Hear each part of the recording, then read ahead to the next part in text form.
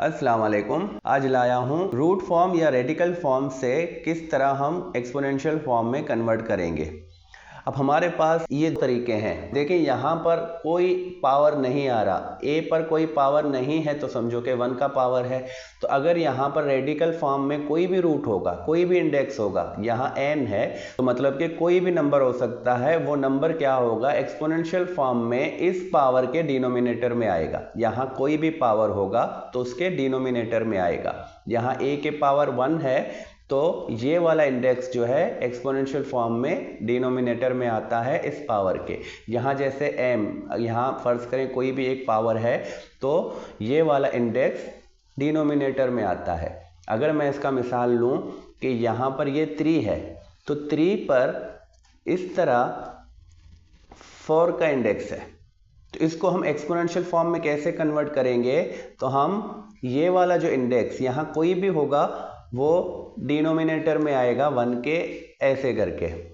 अगर 3 पर कोई भी पावर होगा, अगर 3 पर 2 का पावर है फर्ज करें और यहाँ इंडेक्स 4 है तो फिर क्या होगा, ये वाला पावर नोमिनेटर में आएगा और ये जो इंडेक्स है रूट वाला, रूट को कन्वर्ट करेंगे तो हम जस्ट 3 लिखेंगे और इस पर पावर देंगे 2/4 का, 2/4। और अगर मज़ीद ये सिंप्लीफाई होगा तो हम इस पावर को सिंप्लीफाई करेंगे, 2 से दोनों को डिवाइड कर दें तो 1/2।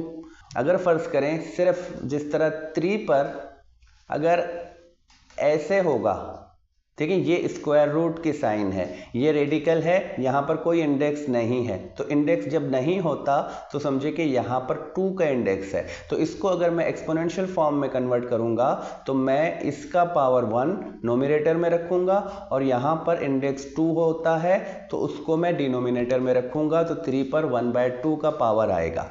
तो इसी तरह कभी भी कोई भी एक्सप्रेशन होगा या कोई भी टर्म्स होगा तो अगर बड़े से एक्सप्रेशंस में भी रूट लगा होगा तो हम उसको कन्वर्ट करेंगे उसके एक्सपोनेंट फॉर्म में। तो रूट की जो भी इंडेक्स होगी वो एक्सपोनेंट फॉर्म में डिनोमिनेटर में रखेंगे। तो उम्मीद है समझ आ गई है आपको। नेक्स्ट वीडियो तक खुदा हाफिज़।